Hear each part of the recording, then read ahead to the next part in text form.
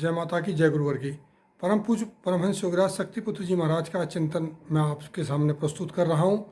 परिवारों को टूटने से कैसे बचाएं, परिवारों में कैसे आनंद और सुख में वृद्धि हो।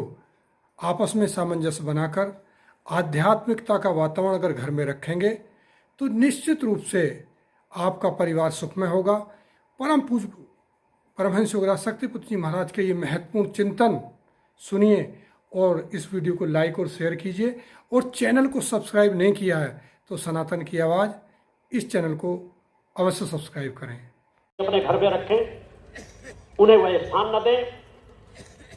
यदि हम बेटी की हम शादी करते हैं, बहू घर में आती है तो बेटी के समान अगर हम उसका स्वागत करें, सम्मान दें, स्थान दें, तो घर कभी नहीं विघटन की दिशा में जा सकता।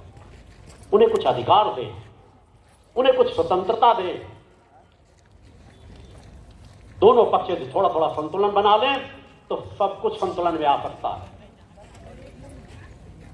हाँ, तो दोनों पक्षों की गलतियां होती है, कुछ बहू की द्वारा भी गलतियां होती है, मगर अधिकांशतया सासों द्वारा ज्यादा गलतियां होती हैं।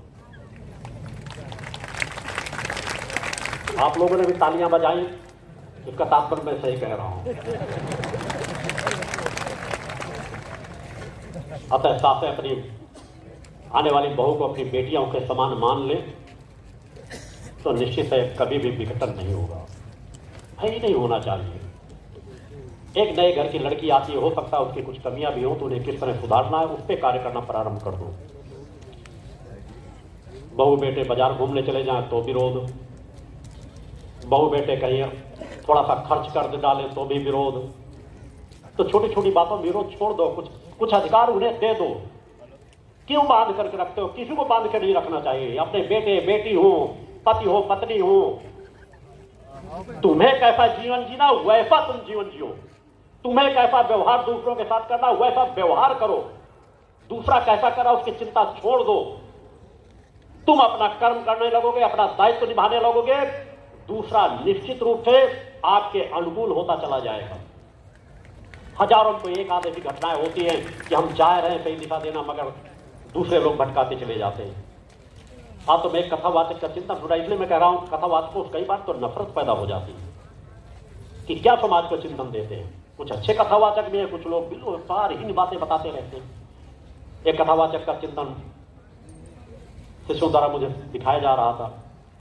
कह रहे थे अगर किसी के घर में लड़की देखने जाओ तो लड़की की मां अगर बातचीत करने में ऊंची आवाज से बात कर रही हो, विनम्रता ना हो, सेवा भाव ना हो, तो उस घर के दरवाजे से वापस हो जाओ। जिसकी मां ऐसी होगी उसकी लड़की कैसी होगी? अरे उन कथावाचकों को इस चीज का एहसास ही नहीं है। ऐसे अनेकों परिवार आपको मिल जाएंगे कि हो सकता है माता पिता अनपढ़ हो, अज्ञानी हो, मगर उन्होंने अपने बच्चों को अच्छे संस्कार दिए हो। बच्चे योग्य हो, पढ़े लिखे हो, बेटियां योग्य हो, पढ़ी लिखी हो। ये तो हमारी परंपरा से धीरे धीरे आगे बढ़ रहा है क्रम। हो सकता है कि उसकी